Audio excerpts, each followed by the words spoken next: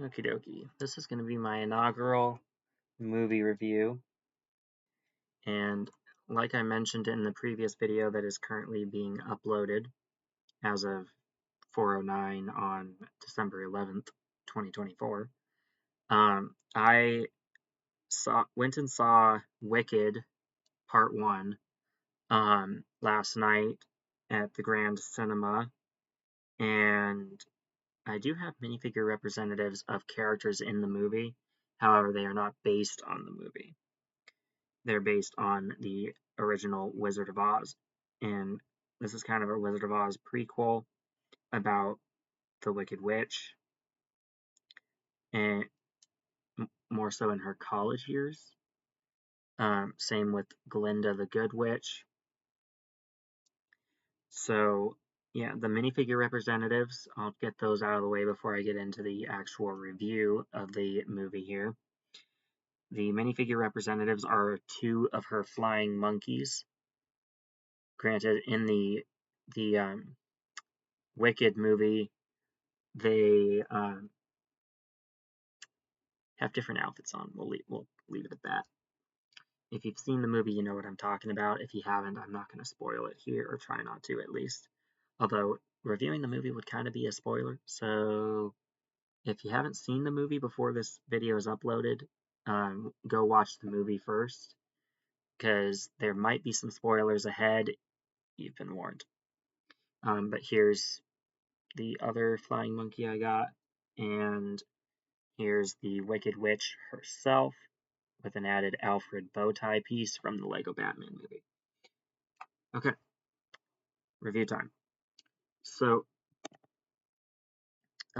overall, it was a pretty good movie. I enjoyed it. I enjoyed most of it.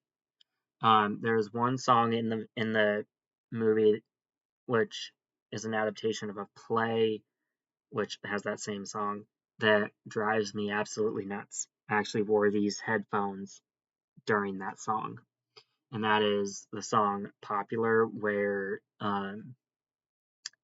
Glinda decides to try and help Elphaba become popular instead of kind of notorious, or infamous or whatever. And so there's this big old musical number which is more drawn out in the movie.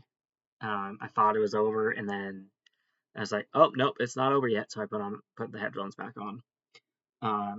But other than that one song, I thought it was a pretty good story. It has a pretty good story to it,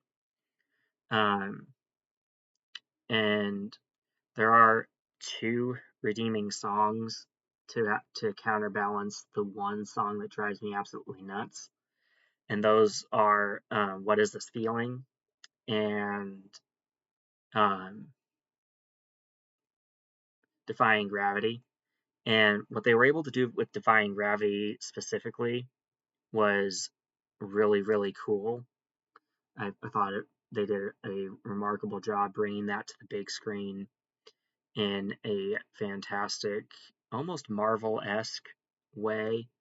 Like, if it was an MCU movie, I feel like they would have done Defying Gravity the exact same way in the MCU as they did. This is clearly not in the MCU, but it had that level of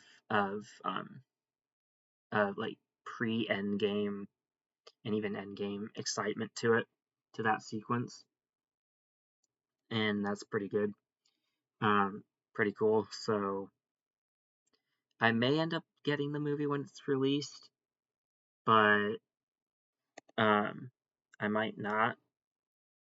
So I'm gonna base that on my thoughts on a sequel when part 2 comes out. So it's only the first half of the play being represented in the movie, which is weird because the play is 2 hours and 45 minutes, and the first part, as far as the movie is concerned, is 2 hours and 40 minutes, only 5 minutes shorter.